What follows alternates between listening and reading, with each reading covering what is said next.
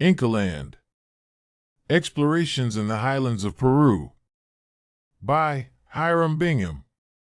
Chapter 1. Crossing the Desert.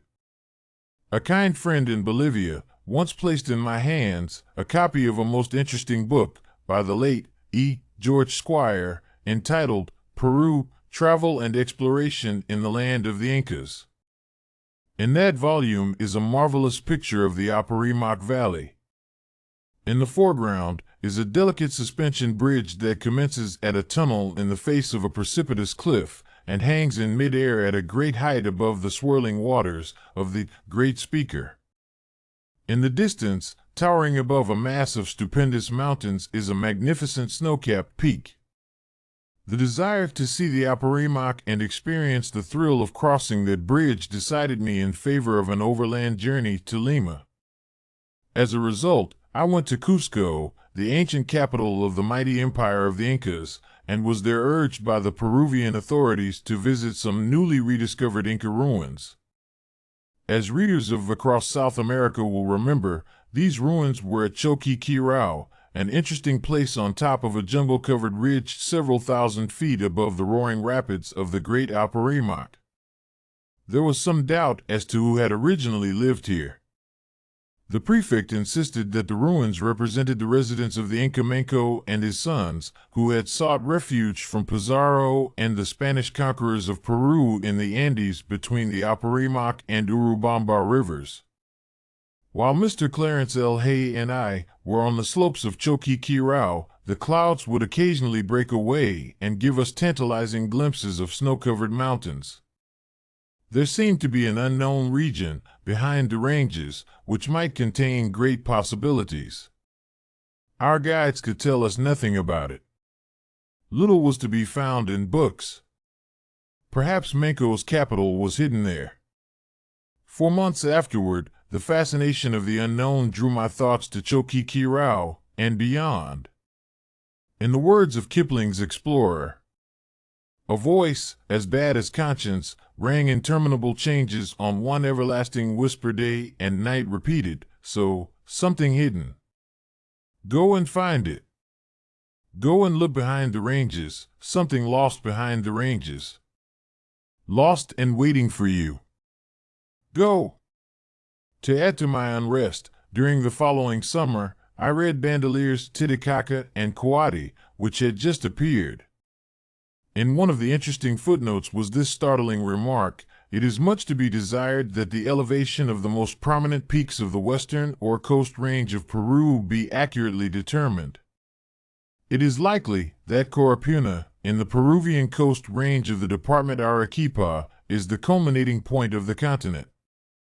It exceeds 23,000 feet in height, whereas Aconcagua, conceded to be the highest peak in the Western Hemisphere, is but 22,763 feet, 6,940 meters, above sea level." His estimate was based on a survey made by the civil engineers of the Southern Railways of Peru, using a section of the railroad as a base. My sensations when I read this are difficult to describe.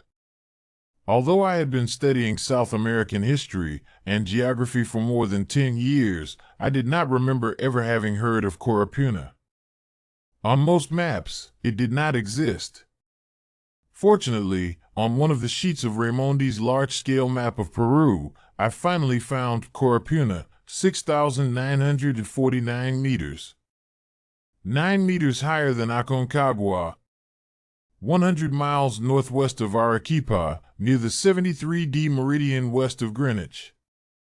Looking up and down the 73° meridian as it crossed Peru from the Amazon Valley to the Pacific Ocean, I saw that it passed very near Choqquequirao and actually traversed those very lands behind the ranges which had been beckoning to me.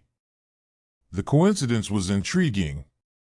The desire to go and find that something hidden was now reinforced by the temptation to go and see whether Coropuna really was the highest mountain in America.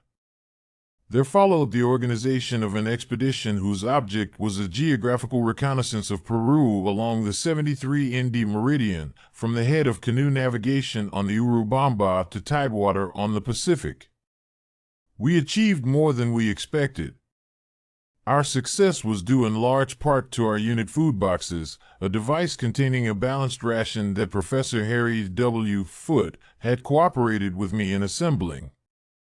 The object of our idea was to facilitate the provisioning of small field parties by packing in a single box everything that 2 men would need in the way of provisions for a given period. These boxes have given such general satisfaction, not only to the explorers themselves, but to the surgeons, who had the responsibility of keeping them in good condition, that a few words in regard to this feature of our equipment may not be unwelcome. The best unit food box provides a balanced ration for 2 men for 8 days, breakfast and supper being hearty, cooked meals, and luncheon light and uncooked.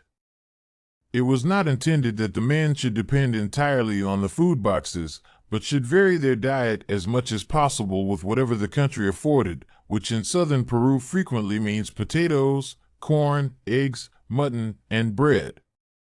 Nevertheless, each box contained sliced bacon, tinned corned beef, roast beef, chicken, salmon, crushed oats, milk, cheese, coffee, sugar, rice, army bread, salt, sweet chocolates, assorted jams, pickles, and dried fruits and vegetables. By seeing that the jam, dried fruits, soups, and dried vegetables were well assorted, a sufficient variety was procured without destroying the balanced character of the ration.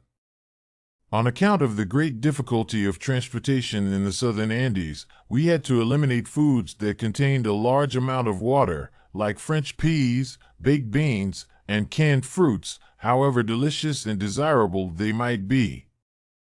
In addition to food, we found it desirable to include in each box a cake of laundry soap, 2 yards of dish toweling, and 3 empty cotton cloth bags, to be used for carrying lunches and collecting specimens. The most highly appreciated article of food in our boxes was the rolled oats, a dish which, on account of its being already partially cooked, was easily prepared at high elevations, where rice cannot be properly boiled. It was difficult to satisfy the members of the expedition by providing the right amount of sugar. At the beginning of the field season, the allowance, 1/3 of a pound per day per man, seemed excessive, and I was criticized for having overloaded the boxes. After a month in the field, the allowance proved to be too small and had to be supplemented. Many people seem to think that it is one of the duties of an explorer to rough it and to trust to luck for his food. I had found on my first 2 expeditions, in Venezuela and Colombia and across South America, that the result of being obliged to subsist on irregular and haphazard rations was most unsatisfactory.